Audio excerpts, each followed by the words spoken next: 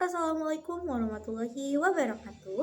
Halo teman-teman semuanya, perkenalkan namaku Naila Septia Ramadhani dari jurusan Ilmu Komunikasi kelas 1B.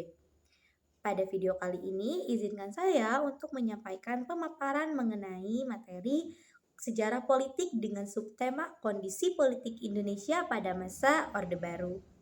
Tetapi sebelum ke penjelasan materi tersebut, di sini aku meminta maaf sebesar-besarnya kepada teman-teman dan juga kepada dosen pengantar ilmu politik jika dalam penyampaian materi saya masih terbata-bata ataupun terdapat salah kata. Karena sejujurnya ini adalah konten video pertama kali saya, jadi masih dalam tahap pembelajaran, mohon dimaklumi dan mohon dimaafkan jika terdapat salah kata ataupun terbata-bata.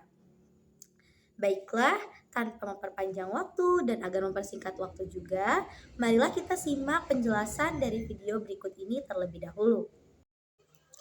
Orde Baru atau Orba adalah salah satu sistem pemerintahan yang ada di Indonesia yang berlangsung pasca masa Orde Lama.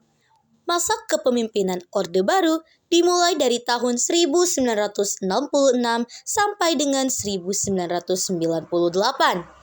Pada masa Orde Baru ini, suatu tatanan kehidupan rakyat berbangsa dan bernegara diletakkan kembali kepada Pancasila dan Undang-Undang Dasar 1945 secara murni dan konsekuen.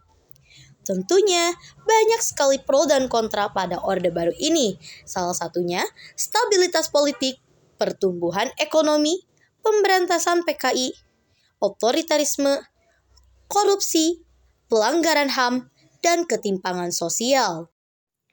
Dari video tadi sudah dijelaskan secara singkat dan ringkas mengenai Orde Baru. Tentunya banyak sekali pro dan kontra mengenai pergantian masa dari Orde Lama ke Orde Baru. Di antaranya itu yang tadi, stabilitas politik, pemberantasan PKI, otoritarisme, pelanggaran HAM, dan juga korupsi. Kemudian apa sih peristiwa atau apa sih yang menyebabkan munculnya masa Orde Baru ini? Salah satu penyebab utamanya yaitu adalah turunnya Super Semar atau Surat Perintah 11 Maret 1966. Yang dimana ini isinya yaitu tentang lengsernya Soekarno atau diberhentikannya Soekarno dari masa jabatannya digantikan oleh Presiden Soeharto. Nah, maka dari itu muncullah Orde Baru. Selain dari peristiwa Super Semar, ada beberapa peristiwa lainnya seperti Gerakan 30 September Partai Komunis Indonesia atau G30 SPKI. Peristiwa ini merupakan salah satu peristiwa penting di Indonesia yang diperingati setiap tanggal 30 September. Karena di peristiwa ini ada 7 jenderal tewas yaitu Jenderal Ahmad Yani, Jenderal Suprapto, Haryono, S. Parman, Sutoyo, D.I. Panjaitan, dan Jenderal Nasution. Dari ketujuh itu mereka tewas semua di dalam lubang yang ada di Bogor kalau tidak salah ya teman-teman. Kemudian ada peristiwa Tritura, 3 tuntutan rakyat yang dimana isinya yaitu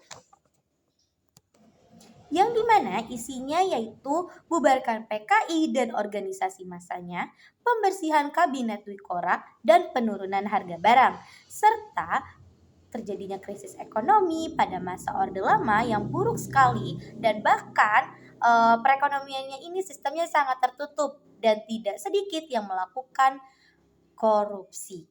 Yang kemudian ada kegagalan kepemimpinan Soekarno dan juga yang terakhir yaitu kalau tidak salah adalah peran militer.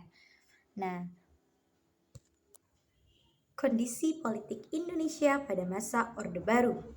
Pada masa Orde Baru dipimpin oleh Presiden Soeharto dengan masa jabatan kurang lebih selama 32 tahun.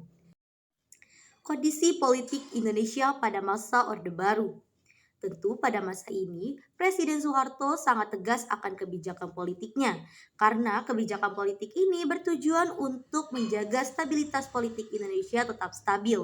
Akan tetapi, di balik stabilitas ini terdapat beberapa kebijakan politik pada masanya yang perlu diketahui yaitu sistem politik yang terpusat, duifungsi ABRI, pemilu yang terkontrol, pembatasan kebebasan berpendapat, Orde Baru dan pembangunannya.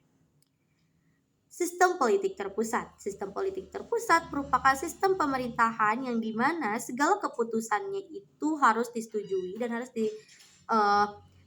disetujui oleh seorang pemimpin atau presidennya, atau dengan kata lain, sistem politik terpusat ini sifatnya presidensil yang harus disetujui oleh presiden saja.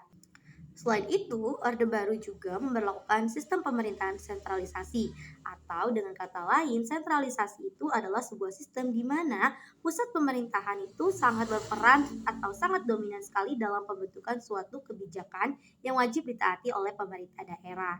Jadi, sistem politik terpusat ini adalah sistem yang dimana segala keputusan politik harus disetujui oleh presiden. Sistem politik terpusat juga memiliki beberapa ciri, yaitu ada kekuasaan presiden yang sangatlah kuat, yang kedua dominasi partai Golkar, yang ketiga birokrasi yang kuat, yang keempat militerisme, yang kelima pemusatan kekuasaan di pusat, yang keenam KKN, korupsi, kolusi, dan nepotisme.